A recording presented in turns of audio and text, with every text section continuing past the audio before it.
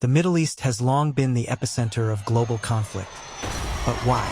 At the heart of endless instability lies a simple truth. The region controls nearly a third of the world's oil production.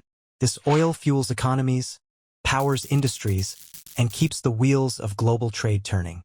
But this resource also turns the Middle East into a battlefield for power, proxy wars, and competing foreign interests.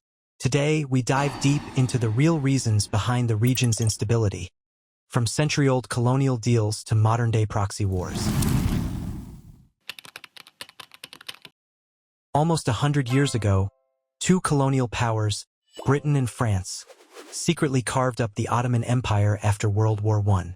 The Sykes-Picot Agreement of 1916 drew arbitrary borders, ignoring ethnic, tribal, and religious realities on the ground. This artificial division planted the seeds of future conflicts, with diverse groups forced into new countries without shared identity. Fast forward to today, and these colonial boundaries still fuel tension between Arabs, Kurds, Shias, Sunnis, and others. The legacy of these borders is visible in Iraq's sectarian violence, Syria's civil war, and the fractured politics of Lebanon. Understanding this is essential to grasp why peace remains elusive. The discovery of massive oil reserves transformed the Middle East's geopolitical significance overnight. Oil revenues brought wealth to some Gulf states but also attracted outside powers eager to control these resources. The global dependence on Middle Eastern oil has often meant that international powers prioritize access over local stability. For example, the 1973 oil embargo shocked the world, highlighting the strategic power wielded by oil-producing states. This dependence creates a dangerous cycle. Oil-rich states face internal and external pressures to maintain control, leading to authoritarianism and conflict. Moreover, the wealth gap and resource curse have stoked internal divisions and regional rivalries.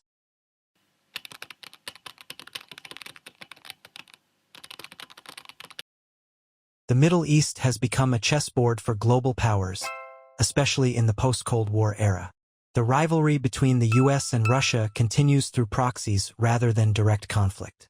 In Syria, Iran has been a steadfast supporter of the Assad regime, deploying military advisors and funding allied militias like Hezbollah. Meanwhile, the United States and its allies have provided varying levels of support to select rebel groups, especially in the early years of the conflict. Yemen's devastating civil war involves the Iran-backed Houthis fighting the Saudi-led coalition. Lebanon's Hezbollah, supported by Iran, operates as a powerful proxy force against Israel. These proxy conflicts extend beyond local issues, reflecting global geopolitical competition and sectarian divides. The real war is fought in the shadows, through funding, arms supplies, and political influence.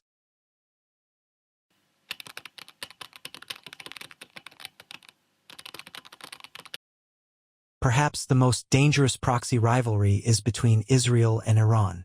Iran's growing regional influence threatens Israel's security calculus, prompting covert attacks and cyber warfare. Recent years have seen a shadow war, targeted assassinations, drone strikes, and sabotage on both sides.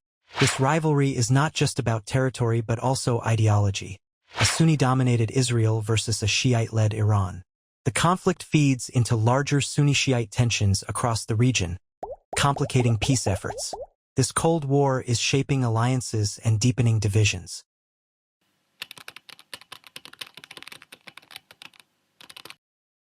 Foreign powers have long used the Middle East as a strategic playground. The US invaded Iraq in 2003, toppling Saddam Hussein but unleashing decades of instability. Russia's support for Assad has altered the Syrian war's course, bolstering authoritarianism. Saudi Arabia and the UAE intervene militarily in Yemen, escalating humanitarian crises. Meanwhile, Turkey pursues its own agenda, intervening in Syria and Libya. These interventions are often motivated by power projection and resource control rather than regional peace. The militarization of the Middle East only perpetuates cycles of violence and resentment.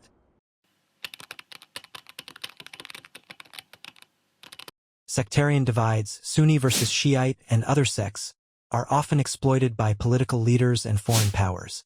This division is not new but was intensified by colonial borders and proxy wars. Sectarianism has become a tool to mobilize militias, justify conflicts, and deepen mistrust. Groups like ISIS capitalized on these divisions, spreading chaos and terror. Religious identities often mask political and economic grievances, making conflicts harder to resolve. Despite oil wealth, many Middle Eastern countries face high unemployment, poverty, and youth disenfranchisement. The resource curse theory explains how resource-rich countries often have less economic growth and worse development outcomes. Corruption, lack of diversification, and dependence on oil revenues stifle progress. This economic instability fuels social unrest and provides fertile ground for extremist ideologies. Without addressing economic grievances, political solutions will remain incomplete. Will the Middle East ever find lasting peace? There are reasons for hope, but also significant obstacles. New regional alliances, such as the Abraham Accords, suggest a shift toward diplomacy. However, ongoing conflicts in Yemen, Syria, and elsewhere persist. Global powers continue to play their proxy games, and sectarian tensions remain deep. Economic reforms and youth empowerment are critical for sustainable peace. Technology and communication could also foster greater understanding among divided communities. But unless the root causes, colonial legacies, oil dependency, and proxy wars are addressed, the cycle is likely to continue.